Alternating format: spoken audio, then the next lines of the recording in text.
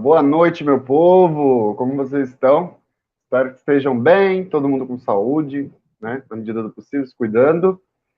E sejam bem-vindos a mais uma live, a mais uma atividade do Mas MT em Casa, que é um projeto aí que, desde o começo da quarentena, né? Desde o começo desse distanciamento social, em função da pandemia, o Museu de Arte Sacra suspendeu suas atividades presenciais e migrou completamente aí para as redes sociais.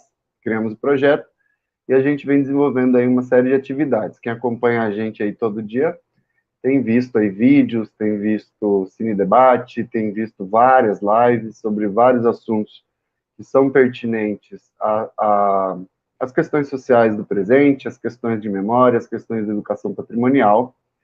E nós aqui, mais uma vez, estamos para trazer aqui informação para você que está em casa, tá? E sejam muito bem-vindos e muito obrigado pela presença. Bom, como vocês sabem, meu nome é João Batista, sou gerente do educativo do Museu de Arte Sacra e vou mediar aqui essa live com a convidada de hoje. O Museu de Arte Sacra é um aparelho da CECEL, Secretaria Estadual de Cultura, Esporte e Lazer do Estado de Mato Grosso, e funciona em termos de parceria com a associação, né, a Associação de Produtores Culturais, desculpa, gaguejando aqui, Associação de Produtores Culturais, e esse projeto todo só é possível graças a todas as pessoas que lá trabalham, a equipe toda do educativo, a coordenação, o administrativo, o pessoal do acervo, está todo mundo nessa luta com a gente, ajudando todo dia, né, a construir esses espaços virtuais, inclusive, né? E também melhorando cada dia mais o espaço físico do museu para quando reabrir, vocês terem uma nova experiência, para quem já conhece, e para quem não conhece ainda, ter uma experiência melhor. Tem uma série de surpresas aí, fiquem atentos, depois eu falo disso, tá bom? Bom, a gente escolhe os temas a depender aí de uma série de razões, né? Considerando a nossa missão enquanto museu, considerando os temas pertinentes da educação patrimonial, da memória, da divulgação, da conservação da memória, e também a gente acompanha aí alguns calendários, calendários comemorativos, né, que são relevantes para a sociedade, como temas relevantes e muitas vezes temas também da atualidade que inquietam a sociedade, né? E essa semana é muito especial porque é a 14ª semana Primavera dos Museus. A gente tem dois grandes eventos no Brasil de museus, que são organizados pelo Instituto Brasileiro de Museus. O primeiro é a Semana de Museus e agora na primavera, no início da primavera, a gente tem a Primavera dos Museus. Essa é a 14ª edição, né? Ela é uma ação de promoção dos museus brasileiros, coordenada aí pelo Instituto Brasileiro de Museus, que une instituições museológicas durante uma semana em torno de atividades para os públicos. E esse ano, em função do Covid, as atividades estão todas online. Se vocês entrarem no site do IBRAM, vocês vão pegar, basicamente, a programação online de todos os museus do Brasil, dos mais importantes, e o nosso também está lá, né? E essa live integra essa programação. O tema que o IBRAM escolheu esse ano é um tema bastante interessante, que é Mundo Digital, Museus em Transformação, e esse tema oportuniza a gente discutir esse processo que foi para o Museu de Arte Sacra e também para todos os aparelhos culturais do Estado de Mato Grosso e outros museus também, que foi essa necessidade de vir para as redes sociais, trazer, né, continuar o seu serviço, o seu atendimento à população local e também agora nacional, em função das redes. E aí a gente construiu uma programação voltada aí para esse tema. E hoje a gente tem uma convidada super especial, que veio, né, foi indicada aí pela professora Kátia, agradeço a professora Kátia, que eu convidei a professora Kátia, não conhecia a professora Ana, a Ana Casagrande. Seja bem-vinda, professora Ana.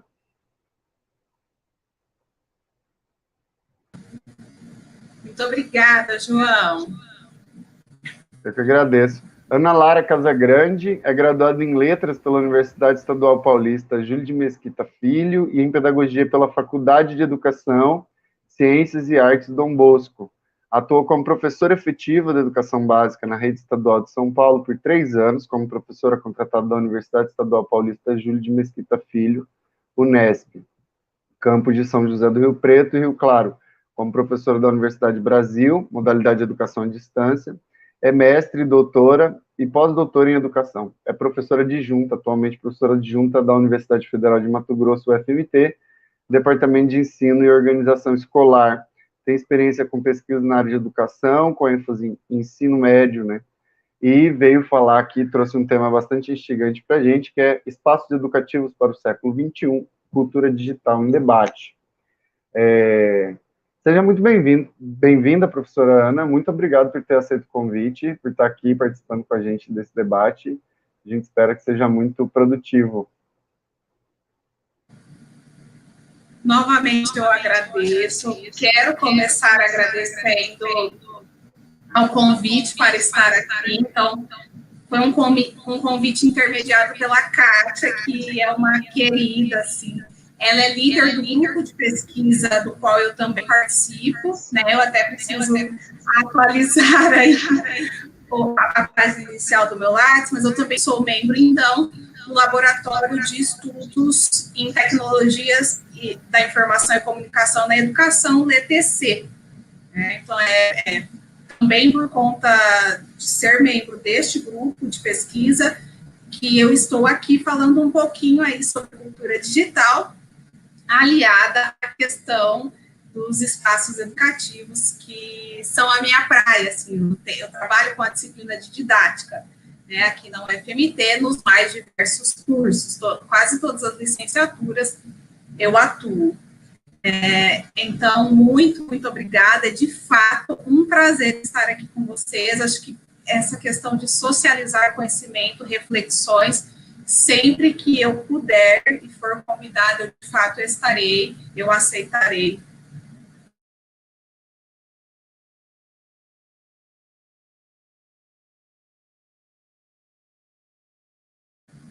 João, seu microfone está mudo.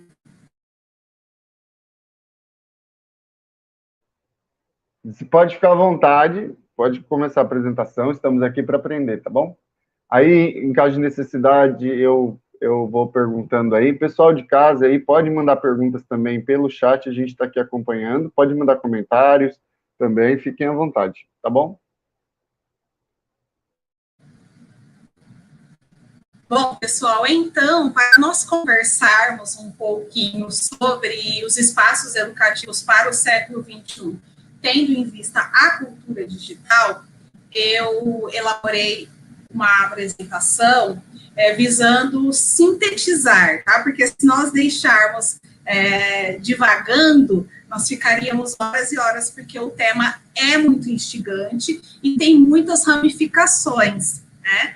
Então, como o João apresentou, eu sou a professora Ana Lara, e discutirei aqui alguns aspectos, então entendam que aqui eu faço um recorte, porque é impossível abordar tudo com relação à temática num período curto, e mesmo que fossem mais horas, o tema é de fato muito abrangente, daria para fazer uma graduação com o tema Espaços Educativos para o século XXI, né? Cultura digital em debate. Então, pode passar para a gente. Inicialmente, farei uma reflexão sobre o contexto.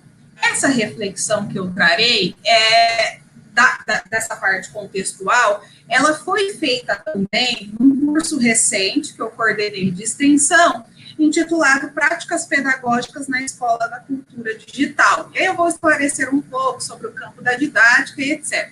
Mas para hoje, eu recuperei essa questão do contexto para nós refletirmos sobre o que eu falo, a que eu me refiro quando eu estou dizendo século XXI e cultura digital, ok?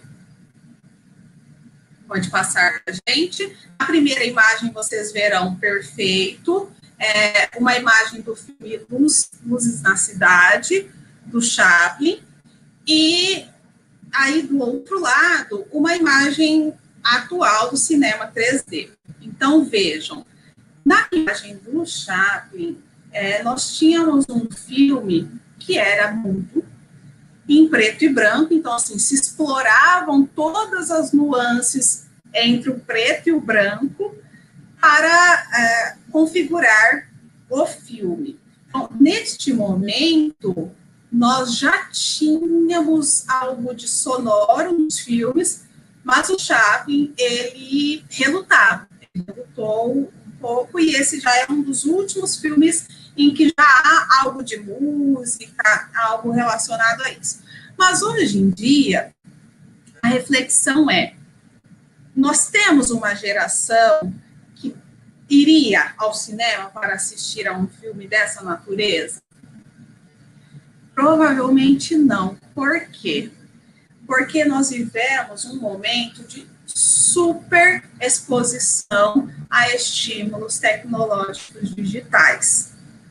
Então, é muita imagem, muito som, muita cor, né? Então, nesta imagem do filme 3D, se extrapola a questão das dimensões que nós tínhamos anteriormente, que eram altura e largura, para a profundidade. Quando a gente tem isso, nós conseguimos entender que, de fato, nós estamos culturalmente em um outro momento. O cinema mudo, ele avançou, né, tem o seu papel, isso é importantíssimo que nós salientemos, porque, vejam, o cinema mudo, ele também tem um trabalho muito, muito elaborado para passar a mensagem sem palavras, sem sons. Inclusive, uma crítica que nós vemos hoje aos filmes atuais. Então, tem muito filme, tem muito recurso, mas tem pouca narrativa. Então, às vezes, de fato, isso acontece também hoje. Os recursos se sobrepõem à narrativa, à história. Mas, de fato, é uma primeira problematização, uma primeira provocação para nós entendermos o momento em que a gente vive. O segundo momento provocativo, e, na verdade, esse é menos provocativo e mais de constatação do texto no qual nós vivemos, e aí eu coloco a minha imagem circundada aí pelas redes sociais. Então, Manuel Castells dirá, nós vivemos em uma sociedade em rede. O que isso significa? Essas redes são mediadas, sobretudo, pelas tecnologias digitais. Aí, no nosso contexto ainda, nós vivemos um momento da Web 2.0, então não mais eu consumo conteúdos da internet como nós tínhamos na Web 1.0, mas todos somos produtores também de conteúdo. Não estou aqui, eu vou enfatizar isso também adiante, falando apenas em aspectos positivos, tá? Nós temos o lado B também, mas o que eu estou apresentando é, de fato, o panorama, o cenário no qual a gente vive, né? Então, da Web 2.0, eu acho que eu coloquei repetida aí, e, por exemplo, nós temos a questão da indústria 4.0. A indústria 4.0, ela vai mostrar para a gente que a produção hoje também é perpassada pelas tecnologias digitais.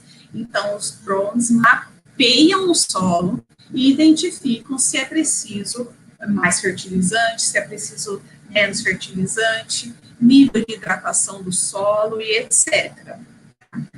Então, é este momento que nós vivemos. Conseguimos ignorar isso? Não. Provavelmente, muitas das pessoas que estão aqui têm uma ou várias redes sociais. Então, aqui eu coloco o Facebook, o Instagram, já coloco o Instagram aí, quem quiser interagir, dado que nós estamos em rede, as nossas conexões são feitas dessa maneira. Então, assisti a uma professora falando, gostei, me identifiquei estou seguindo, eu sigo de volta e de repente nós nos encontramos e tem outro amigo em comum e a gente de fato vai tecendo essas redes que nos compõem. Então, não é mais do que eu conhecer um amigo do meu vizinho e falar oi, não. Hoje a gente estabelece relações em rede, de fato. Claro que tem vários aspectos aí filosóficos a serem problematizados com relação a essa sociedade em rede, essas relações em rede, quanto à amizade, por exemplo. Então, eu tenho 3.000 e poucos amigos no Facebook, mas o que significa esse nível de amizade, né? Claro que é uma amizade também do século XXI. Isso é interessante nós pensarmos aí numa perspectiva da filosofia. Mas aqui eu trago, então, as principais redes sociais, mas tem muitas outras, algumas eu não tenho, e vocês provavelmente terão, mas o que eu quero que vocês vejam, que esta imagem é a conjuntura atual. É a minha imagem ali desenhada, mas poderia ser a de muitos de vocês. Inclusive, o João falou na abertura, a maior parte das atividades se adaptou usando da tecnologia digital para manter-se ativas, né, as atividades. Isso mostra que, de fato, nós estamos num outro momento. A Lúcia Santaella vai falar, acho que isso me chamou a atenção também, quando o João falou, obrigada pela presença. Obrigado, né? Mas obrigado pela presença. Isso é perfeito para nós discutirmos o que a Lúcia Santaella chama de ubiquidade. O que significa este conceito? Ele está certo de dizer obrigada pela presença, porque nós estamos juntos. Se vocês estão me assistindo, se vocês estão aqui com o João, nós estamos juntos. Então, o que a Santaella dirá? Nós teremos que, no século XXI, ressignificar a presencialidade, ressignificar este conceito do que é presencial. Vocês estão, olha que interessante, né? Essa reflexão que ela trará conceitualmente. Vocês estão na casa de vocês ou em algum espaço ou outro X e, ao mesmo tempo, vocês estão na minha casa, vendo um pouco do meu cenário. Nós entramos um pouquinho na casa do João. É o tempo, sim, da ubiquidade. Então, é o tempo das redes sociais. E hoje, como eu disse, não significa que isso seja apenas positivo, significa que é o real, é o fato. Tá? Na perspectiva da pós-verdade, aí, nós podemos questionar, né, se de fato isso traz mais benefício, isso traz mais malefícios, mas é que é um fato. Nós temos a opinião, nós temos as análises e nós temos o fato. Isso é importante para que a gente também não relativize tudo. Tudo é relativo, você vê 6, eu vejo 9 de ponta cabeça. Mais ou menos, tem a minha opinião, tem a sua opinião, tem a minha visão do meu lugar, tem a sua visão do seu lugar e tem o fato. Sim, o fato não morreu. Né? Então, do ponto de vista do pedófilo, ele está certo, mas tem um fato. Esse fato é construído e analisado de um eixo moral, de um eixo ético ou não, estabelecido socialmente, mas há um fato. Porque senão também tudo fica na opinião e a gente apaga tudo, né? Vamos lá, pode passar, por favor. Então, este é o contexto. Web 2.0, indústria 4.0, a sociedade em rede. E aí, como eu vou falar dos espaços educativos para o século XXI, eu enfatizarei, pelo meu lugar de pesquisa, a escola. Então, primeiro, considerando que a escola não é o único espaço educativo, isso é importante. No entanto, a escola ainda é o espaço educativo institucionalizado. e deve ser defendido nesta dimensão, dado que nós temos uma sociedade, adiante eu também abordarei essa questão, aprofundarei um pouquinho, nós temos uma sociedade desigual, e nessa sociedade desigual, tem quem aprende, apesar da escola, dado que a escola não é um espaço educativo, mas tem uma boa parcela que precisa da escola, como espaço institucionalizado de aprendizagem. Então, o que eu quero dizer com isso? Vocês podem conhecer, ter contato com alguém que diz: quando eu estive no Coliseu, eu vi, etc, etc. Ou seja, ele está vivendo a história, mas tem uma boa parcela da população que vai, sim, precisar pegar o livro, entender Roma, o Coliseu, o contexto histórico, e etc. Então, entendemos. A escola é o único espaço educativo? Não, nós temos que sair deste lugar. Mas a escola é um espaço educativo institucionalizado importante. Uma segunda questão. Ana, ensino domiciliar. Então, para estas pessoas que têm a possibilidade de aprender em outros espaços educativos que não a escola é menos importante? Ela é dispensável? Vou usar este termo. Ela é dispensável? Ana Lara te dirá, não é dispensável. Mas você falou que eles podem aprender também, apesar da escola. Mantenho, eu falo e ainda digo que mesmo para essas pessoas a escola é importante.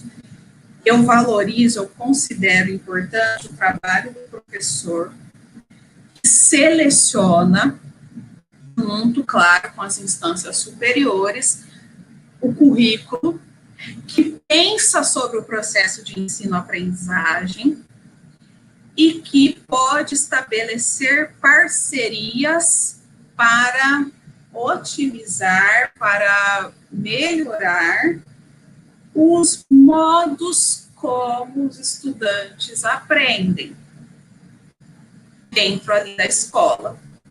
Então, é o professor na escola quem vai unificar, dar sentido a essas aprendizagens que este aluno privilegiado terá fora do espaço escolar. Porque também eu posso ter acesso a muitas experiências e, de fato, ficar de modo esvaziado. Eu fui uma pessoa privilegiada, da elite, tá? Eu fui, que não foi o meu caso na infância, até fui ao coliseu depois, adulto e tal. Eu fui com os meus pais num lugar cheio de pedras. Pode também não ter significado nenhum. Né? Então, esse sentido é também importante para a escola, e eu estou falando aqui, claro, como uma pesquisadora em educação, como uma pessoa que vai valorizar sempre os profissionais que estudaram para exercer aquele determinado labor. Né? Quando o assunto é remédio, especialidades, médico. O assunto é saúde bucal, dentistas. E aí está um pouco, eu apanho aqui agora, mas aí está, em grande medida, a crítica aos coaches. Eu posso ser uma coach de emagrecimento. Bom, mas você poderia muito bem estudar nutrição e analisar a pessoa, a alimentação, no âmbito macro, com, de fato, conhecimentos especializados que certifiquem aí o seu processo de estudo, o seu processo de construção de conhecimento, né? Bom, então, a instituição escola, ela, vocês verão nessa seta aí, ela tem uma figura central que é o professor, mas essa foto é da escola Caetano de Campos, é uma foto de 1901, é uma escola em São Paulo, existe até hoje ela foi dividida, acho que tem uma unidade na Consolação, outra unidade, não vou me lembrar o lugar, enfim, mas ela existe até hoje. E nessa foto, vocês conseguem ver uma escola tradicional. É uma escola que ainda se organiza uma carteira atrás da, né, com uma carteira atrás da outra, eu coloco esses quadradinhos, porque é exatamente um aluno atrás do outro, e etc.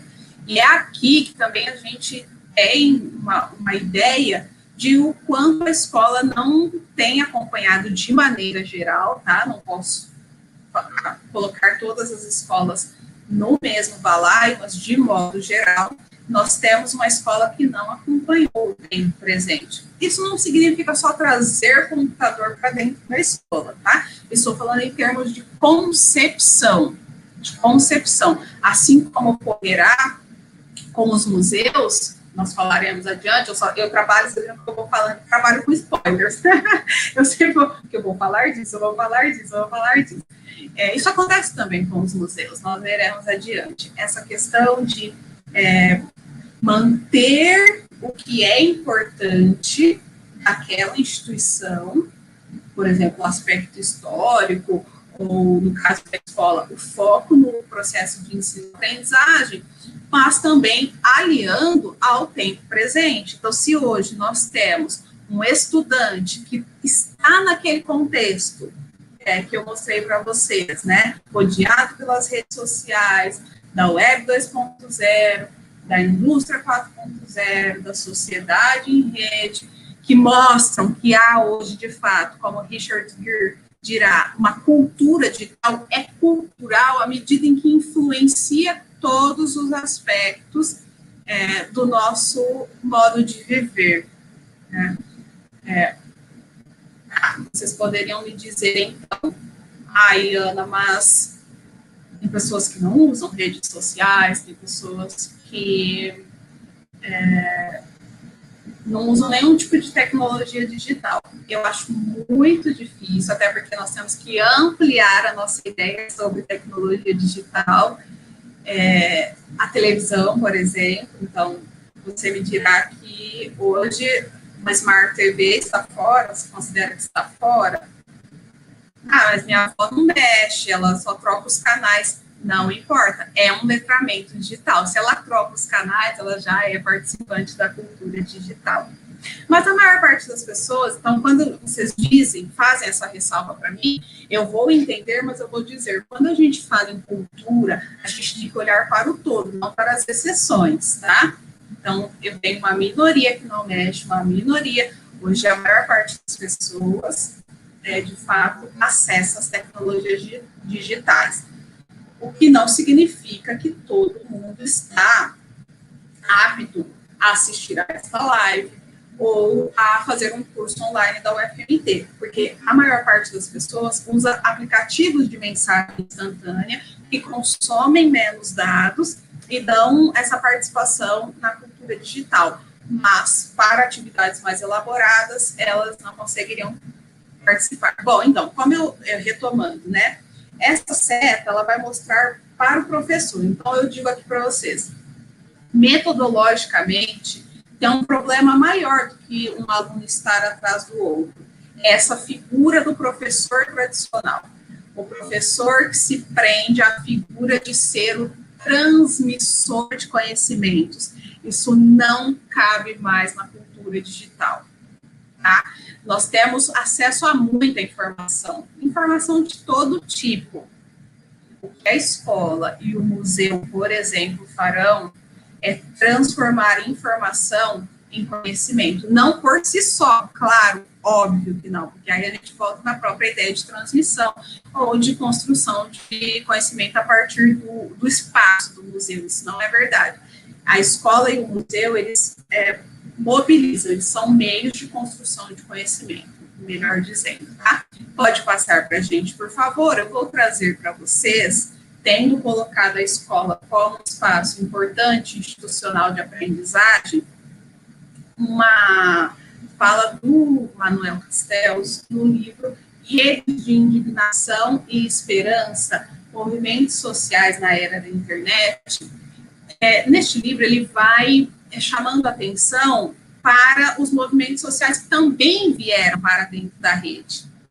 Né? Então, ele dirá, Quando as sociedades falham na administração de suas crises estruturais pelas instituições existentes, vou fazer uma pausa para explicar aqui rapidamente.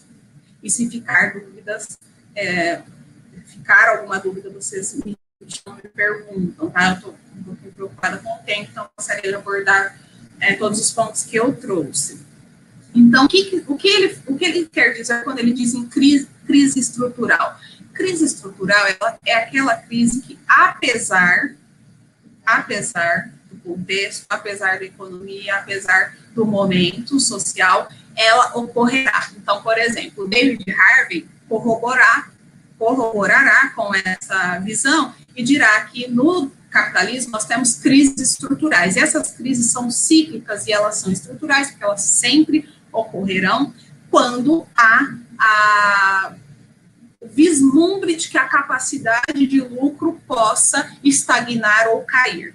Então, sempre uma crise é uma crise do capital, estrutural, tá? Então, isso é muito legal de nós pensarmos, porque nós vemos que a crise que nós tivemos em 2016, a crise, enfim, a mesma crise de 2016, ela é tão estrutural quanto a crise do café no Brasil, quanto a crise de 1929 nos Estados Unidos. Então, as crises, elas são estruturais. Nós não tivemos a última em 2016 e não teremos a última em 2025, por exemplo, porque elas são estruturais desse sistema econômico no qual a gente vive, né? E não é uma crise social, não é uma crise da educação, não é uma crise da cultura, porque isso, o sistema do capital não liga, isso não é crise. Há quanto tempo a educação pede socorro, a gente briga para que haja um percentual adequado de investimento do PIB para a educação, mas isso vai levando. Quando há uma crise econômica no sistema do capital, aí sim, aí é preocupante, né? Então, essas crises estruturais pelas instituições existentes, quando as sociedades falham, a mudança só pode ocorrer fora do sistema, mediante a transformação das relações de poder, que começa na mente das pessoas e se desenvolve em forma de redes. Tá? Por isso que eu acho muito bacana a articulação e nós aqui mantermos o contato de alguma maneira, para continuarmos discutindo, para continuarmos vendo um do outro, que estamos postando, que estamos fazendo, né? A internet, que como todas as tecnologias, encarna a cultura material, é uma plataforma privilegiada para a construção social da autonomia. Como eu disse, então, o Castel vai ver a internet com um potencial muito grande. E ele está certo, eu concordo. No entanto, não apenas em aspectos positivos. Mas há, sim, um potencial muito bom, inclusive de mobilização. Foi o que eu disse muito nas discussões que nós fazíamos aqui entre os professores. Eu dizia, gente, o distanciamento social não pode ser mais um elemento que nos separe. Vamos continuar fazendo encontros ao vivo, lives, eventos, não vamos parar os eventos científicos que discutem, que criticam os problemas, porque a rede agora vai ser inundada por pessoas que também têm uma perspectiva crítica, que querem pensar a sociedade de um modo diferente. Pessoas que vão discutir, vão criticar, vão fazer pressão sobre as políticas que querem transformar tudo em pasto para produzir, vender e enriquecer uma pequena parcela da população para manter o status quo, para manter as coisas como elas estão. Porque não se engane, elas estão muito boas para uma pequena parcela. Essa pequena parcela, ela não pode nos desmobilizar com o distanciamento social. E aí, por isso que eu trouxe essa citação para vocês, para mostrar o quanto a rede tem um potencial. E a internet vai mediar isso. Apenas positivo, vamos bater nessa tecla porque ela é importante. Não, apenas positivo não. Tenho duas indicações para vocês. A primeira é o filme Rede de Ódio. É Rede ou Redes? Rede de Ódio, que está no Netflix. Ela vai mostrar um rapaz que ele trabalha na internet gerando o ódio. Ele trabalha destruindo a imagem das pessoas.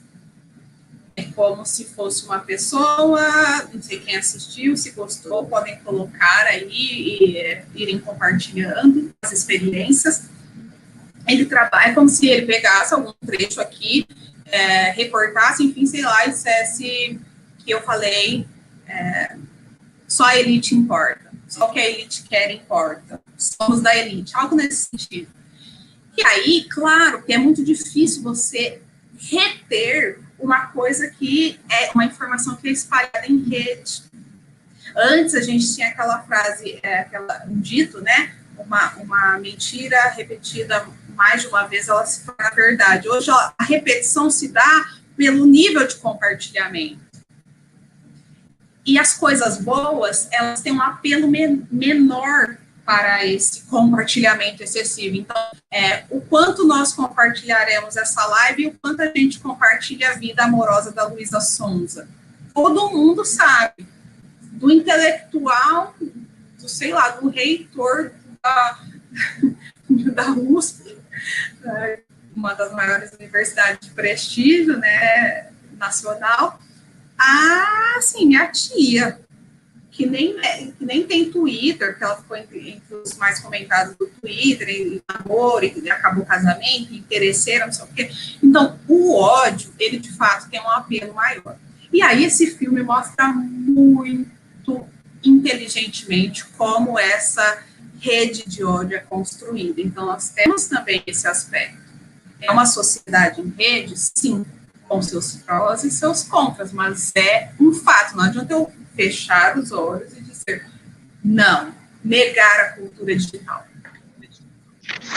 Deixa eu te fazer uma pergunta, Ana. Você estava falando sobre a escola e falando sobre o modelo, né, do século XIX, da escola quadrada, e você parece estar atribuindo aí às redes um potencial de alterar essa dinâmica, mas na prática o que a gente vê, eu sou professor também, e eu dou aula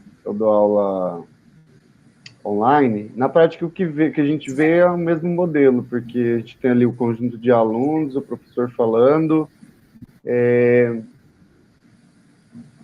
os espaços educativos, eles não estão, assim, como eu tenho a impressão, né? Eu imagine um lago, e no meio desse lago tem um rodamuinho. Onde as interações acontecem, que é esse exemplo que você está dando, da fofoca, da fake news e tal, está nesse rodamuinho. Os espaços educativos tradicionais, eles não estão no meio dessa muvuca. Inclusive, os debates educativos, eles não estão. Eles estão aqui nesse espaço menos conflituoso, mais do mesmo, e a gente tenta transportar esse espaço educativo para as redes de maneira muito quadrada também, né? Talvez, será que a rede, por si só, ela não é insuficiente para a gente pensar? Será que a gente não precisa também pensar a educação formal, o potencial transformador que a tecnologia tem da educação formal?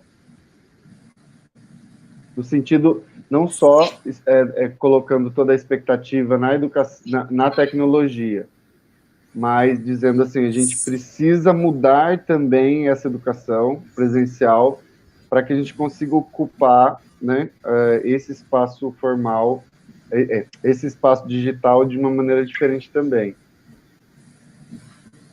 Ótima chamada de atenção, João, porque o que acontece? Aquela seta que eu coloquei sobre o professor e eu escrevi metodologicamente é um problema maior do que o das fileiras e tal, porque essa estrutura da escola tradicional remete justamente a essa sua chamada de atenção. Então, veja, não é apenas incorporando a tecnologia aquela sala, ou aquele professor dizendo, olha, agora eu sou um professor do século XXI, alinhado com o tempo presente, porque eu trouxe o computador, mas ele traz o computador e usa exatamente a mesma metodologia que ele utilizava na sala de aula, que eu estou chamando de quadrada. Então, a tecnologia em si, as redes são um meio, ponto. Se aquele professor, e eu sei que aquele professor tradicional, ele foi hoje, vamos supor, pandemia, contexto pandêmico, Covid-19, ele teve que vir para a rede. Mas se a concepção dele é do ensino tradicional, vamos voltar para o nosso título, se ele não entende que há uma cultura digital que invadiu os espaços de aprendizagem, ele vai fazer online exatamente o que ele fazia no presencial, que é ser um transmissor de conhecimento. Ele vai provavelmente ficar falando 4 horas sem parar, 4 horas no caso da universidade, menos no caso da educação básica, mas a relação, metodologicamente, é um problema aí de dissociação entre o espaço de aprendizagem e o tempo presente. Isso não é uma dificuldade apenas dos professores da educação básica, então, eu estou dizendo. Isso vem também no ensino superior. Tá? Mas como a gente vai oferecer a disciplina flexibilizada? Então eu entro ao vivo e coloco uma prova para os alunos fazerem depois. Não mudou nada. Ele está na rede, ele está usando as tecnologias digitais, mas ele não mudou a concepção de escola tradicional. Ele ser o transmissor de conhecimento, né? E aí eu poderia trazer alguns alunos meus para conversar com vocês e destacar algumas experiências que nós temos feito no âmbito da didática, porque aí é uma discussão muito importante para o campo da didática, né? Como eu vou fazer para um primeiro passo, é claro, é entender, não adianta negar a cultura digital, não adianta negar. Primeiro ponto. Me apropriando, inclusive teoricamente, desse cenário, quais são os passos para que eu, enquanto profissional, consiga multiplicar as minhas estratégias de ensino para enriquecer o processo de ensino-aprendizagem, utilizando essas redes ao meu favor. Então, nós temos, por exemplo, jogos online muito interessantes, gratuitos, que podem ser preparados pelos professores, o Kahoot, tem um outro que eu usei, Nearpod. Tem várias estratégias interessantes que nós podemos utilizar. Usar a própria rede social como um potencial para as aulas, enfim, né? Mas é muito importante essa chamada de atenção que você trouxe. Vou pedir para passar para o próximo slide por uma questão de tempo, e aí depois a gente pode voltar a debater isso, tá? Mas é importante que vocês entendam que essas questões que eu estou trazendo, que eu trouxe até aqui, elas são uma chamada de atenção inicial para que nós entendamos, primeiro, que os espaços educativos não se restringem à escola, segundo, que a cultura digital é uma realidade, terceiro, que o papel do profissional frente a esses dois elementos anteriores será determinante para as práticas estabelecidas nos espaços de aprendizagem. Tá?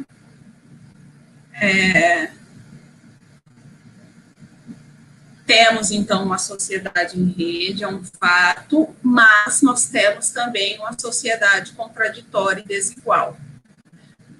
Nós temos uma possibilidade maior de acesso a bons conteúdos, mas ainda isso se mantém restrito a uma elite privilegiada. Com relação à universidade, eu posso exemplificar. Quem conseguiu, depois nós tivemos um auxílio, né, um edital de auxílio para a internet e aquisição de equipamento tecnológico, como computador. Mas quem, de cara, assim, conseguiu Não, para mim, tranquilo se as aulas continuarem remotamente. As pessoas que já tinham uma estrutura, as pessoas já privilegiadas, não é todo mundo que tem computador, muitos alunos acessam pelo celular, que tem algumas restrições, né, inclusive em muitas plataformas, e o acesso e a questão do ambiente de estudos. Eu estava conversando com uma professora e em determinado momento surgiu um comentário, nossa, mas X pessoa fica deitada durante a aula, mas não, vocês entendem que não é todo mundo que tem um espaço de estudo? Não tem, gente, isso não, casas pequenas, quando eu digo pequenas, com poucos cômodos e muitas pessoas morando junto. Então, não tem mesmo espaço.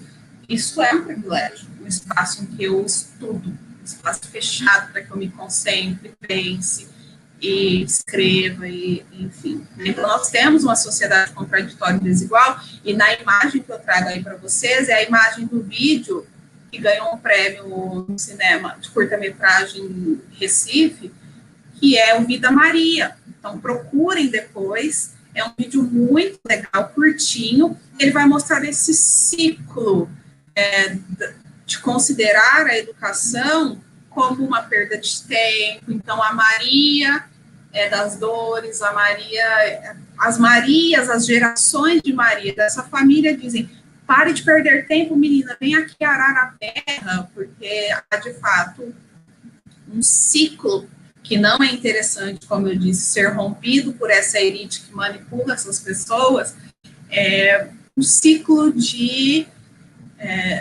falta de acesso ao conhecimento que é interessante ser mantido por parte de algumas pessoas, né? Então, grande parte dos seres humanos está, assim, à margem, sobretudo aqui eu estou fazendo uma referência à não conectividade, mas também à falta de acesso a bens culturais, ao patrimônio historicamente construído pela sociedade. Então, se nós formos hoje a uma escola, não precisa ser nem periférica, e perguntarmos quantas pessoas já foram a um museu.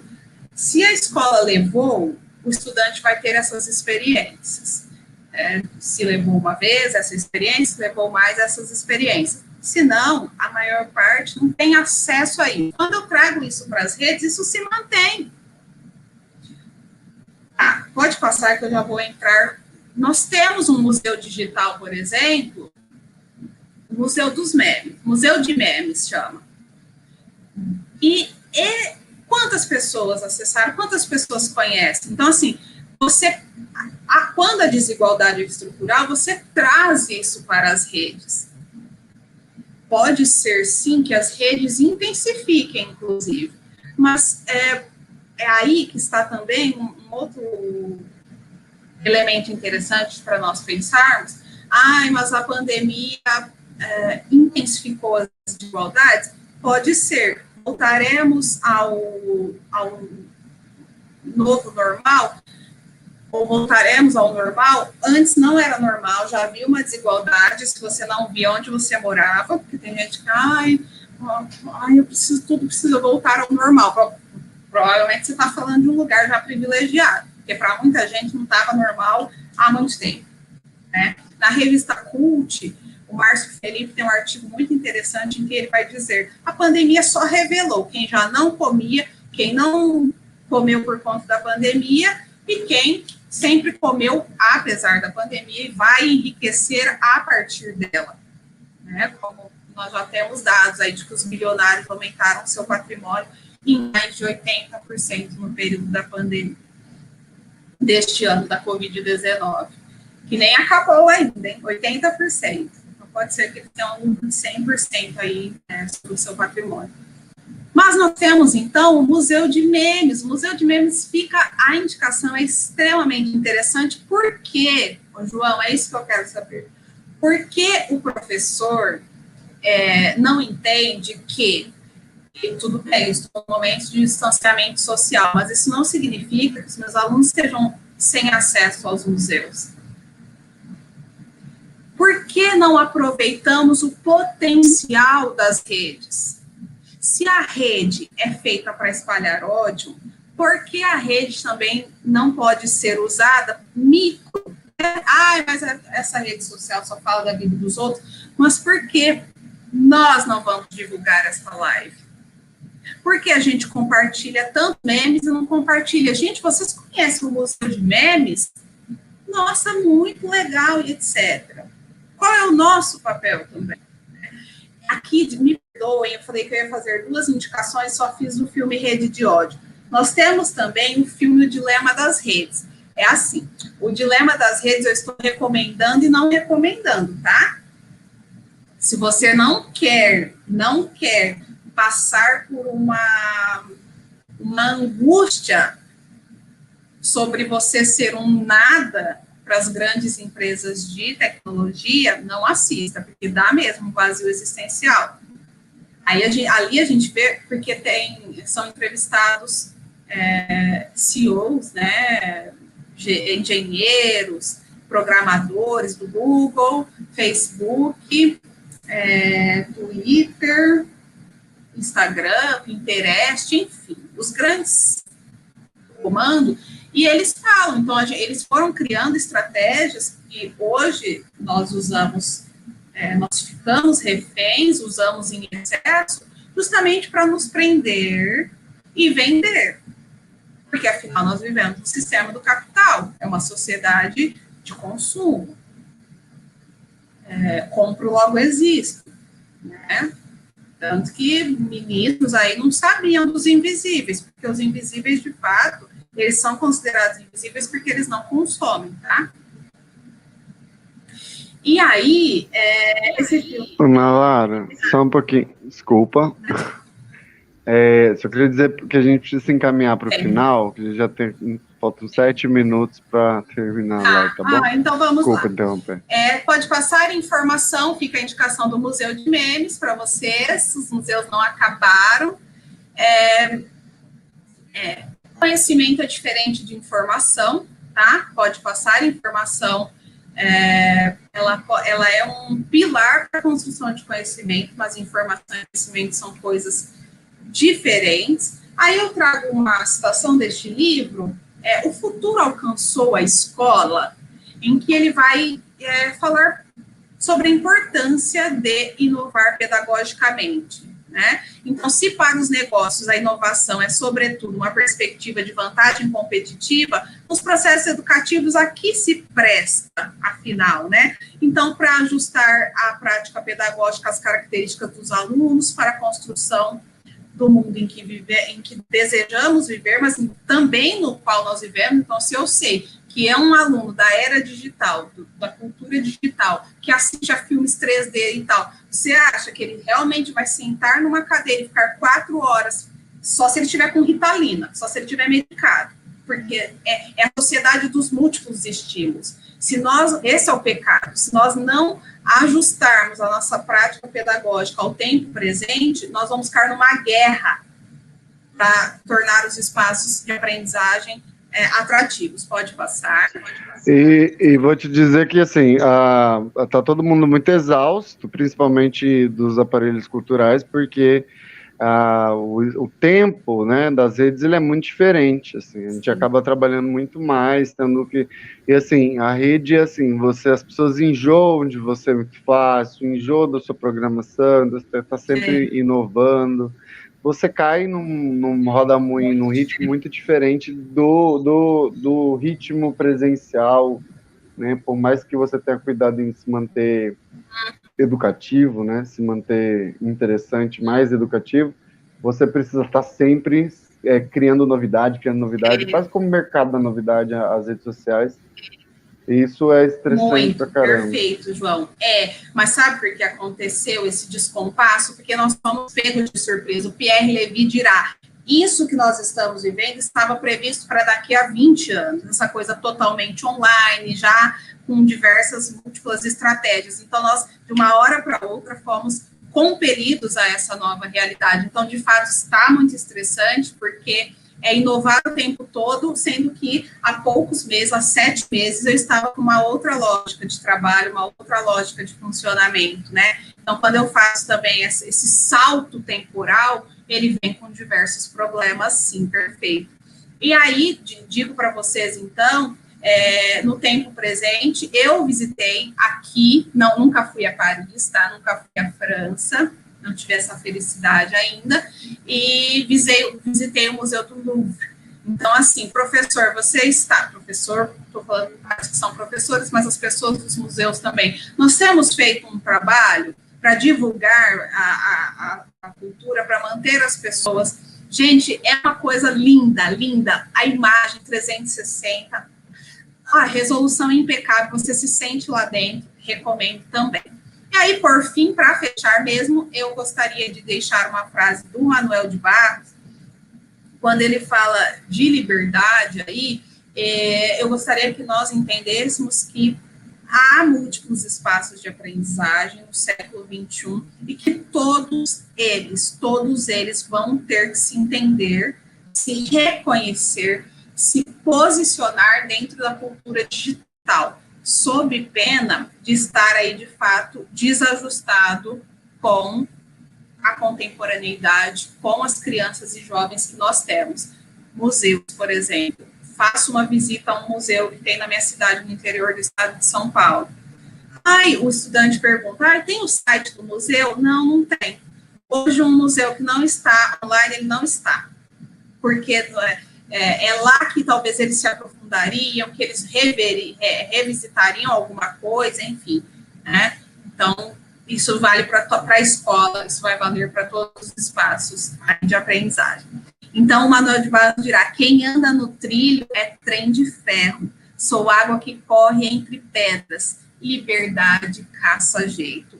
Essas são as pessoas dessa geração, elas têm liberdade de informação, elas estão no século XXI, elas estão na cultura digital e definitivamente nós teremos que aceitar, mais do que isso, entender, problematizar, trabalhar nesse cenário.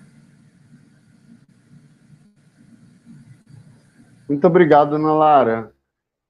Foi ótimo, adorei o papo. Eu me lembrei de uma frase de uma música de uma banda de Goiânia, Trieiro, fala que trem que cansa e andar na linha. Que eles usam um pouco essa ideia. Que é um pouco isso de ser um pouco criativo. Queria agradecer aí quem esteve nos assistindo, quem deu likes. Hoje o pessoal estava meio com preguiça aí de comentar. E muito obrigado, Ana Lara, valeu mesmo. Essa live vai ficar gravada, gente, lá no YouTube, vai ficar gravada também no Facebook e também no Instagram. Para quem só viu um pedacinho e teve que fazer outra coisa, sexta-feira é muito complicado, tem muitas lives acontecendo ao mesmo tempo. Então, aí, para quem tiver interesse. Amanhã a gente vai ter o lançamento da nossa tour virtual do Museu de Arte Sacra, maravilhosa, a partir das 8 da manhã. Não percam, tá? Sigam nossas redes sociais para vocês entenderem como vai funcionar isso. E vocês vão ter uma experiência muito, muito, muito interessante, tá? O sistema da tour virtual é extremamente completo, é bem, bem legal. Vocês vão gostar bastante. E semana que vem a gente vai tratar aí da questão dos idosos em relação com a memória, porque dia 1º é o Dia Nacional do Idoso, e aí a gente vai trazer esse tema e discutir aí de diversas maneiras. E eu espero vocês aqui semana que vem também. Muito obrigado pela presença, muito obrigado, Ana Lara, valeu mesmo. Tchau, tchau.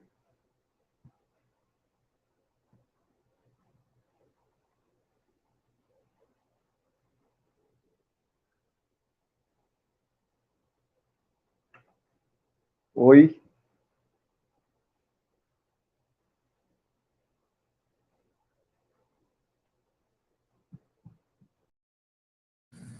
Tudo certinho? Desculpa aí pelo tempo, viu? Acabou ficando bem apertado, né?